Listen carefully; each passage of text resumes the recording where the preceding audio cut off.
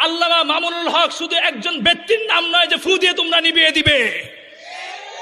মামুনুল হক শুধু এক ব্যক্তির নাম নয়, এটা গোটা মুসলিম জাতির ইমানের অংশ বিশেষ এক ব্যক্তির নাম। কথা বলেন ঠিক কিনা? এদেশের মামুনুল হককে নিবাতে হলে প্রত্যেকটা মানুষের কলিজায় আঘাত লাগবে।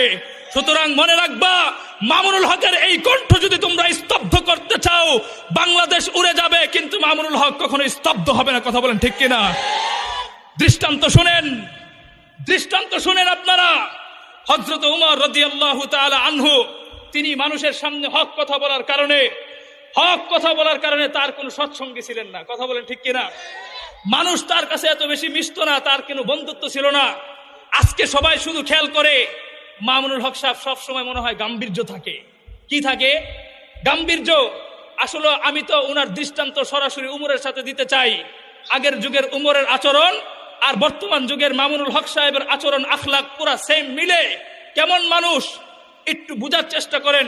হযরত উমর রাদিয়াল্লাহু তাআলা আনহু রাষ্ট্র পরিচালনার ক্ষেত্রে, ইসলামের ক্ষেত্রে খুবই কঠোর ছিলেন, কিন্তু যখন দায়িত্ব পালন করতেন তখন তিনি খুব নম্র ছিলেন। কথা বলেন ঠিক কিনা?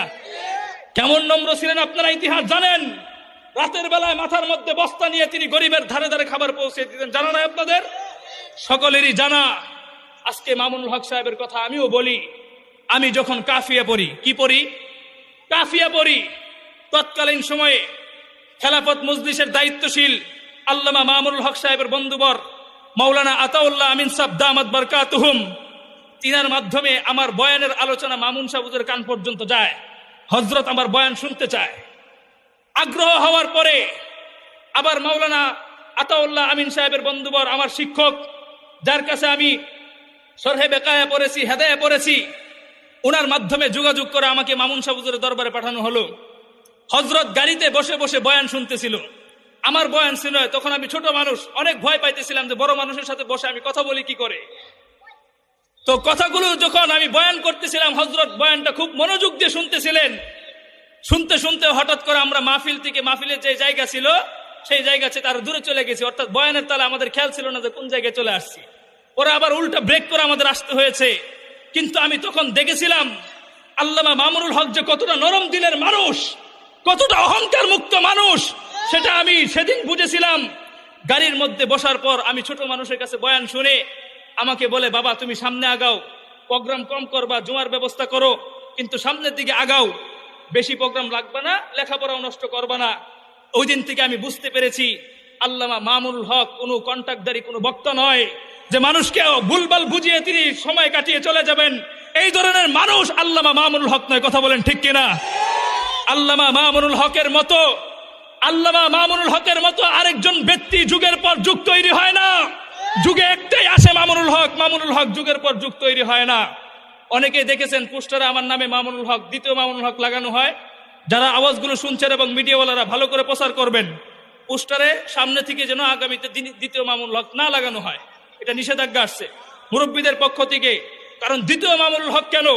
মামুনুল হকের মতো আরো কোন আলেম যদি পয়দা করতে হয় আরো 2-3 যুগ প্রয়োজন। কথা বলেন ঠিক কিনা? সব যুগে মামুনুল হক আসে না। মুহতারাম হাজিরিন, যেই কথাটা বলতেছিলাম, আল্লাহ পাক রব্বুল আলামিন পবিত্র কোরআনের মধ্যে বলেছেন, মুহাম্মাদুর রাসূলুল্লাহ ওয়াল্লাযীনা মাআহু আশিদ্দাউ আলাল কুফফার রুহামাউ বাইনাহুম। মুহাম্মদ এবং তার সহজাতির বৈশিষ্ট্য এবং আচরণ হচ্ছে এই, তারা মানুষের সাথে নম্র আচরণ করবে, কোমল ভাষায় কথা বলবে, মানুষদেরকে ইসলামের পথে ডাকবে, সুন্দর ভাষার মাধ্যমে ইসলামের দিকে আহ্বান করবে।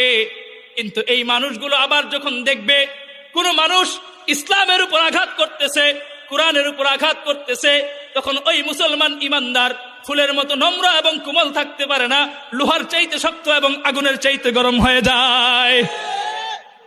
এটাই হচ্ছে মুহাম্মাদের আদর্শ। মুহাম্মাদুর রাসূলুল্লাহ ওয়াল্লাযীনা মাআহু আশিদ্দাউ আলাল কুফফারি রুহামাউ বাইনাহুম তারাহুম রুকআন সুজদান ইয়াবতাগুনা ফাদলাম মিনাল্লাহ।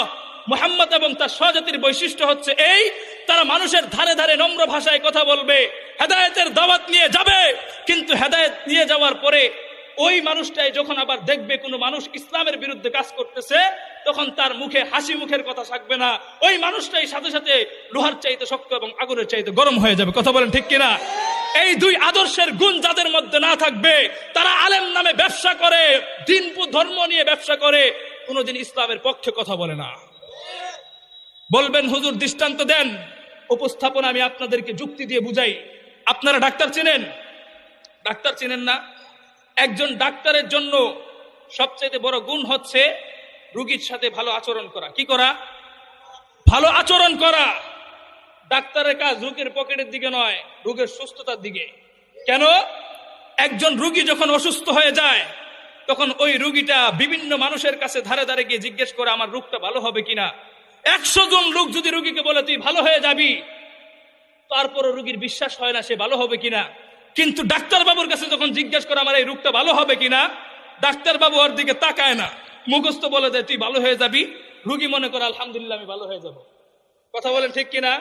তাহলে একজন রোগীর সম্পূর্ণ আস্থা থাকে ডাক্তারের কাছে।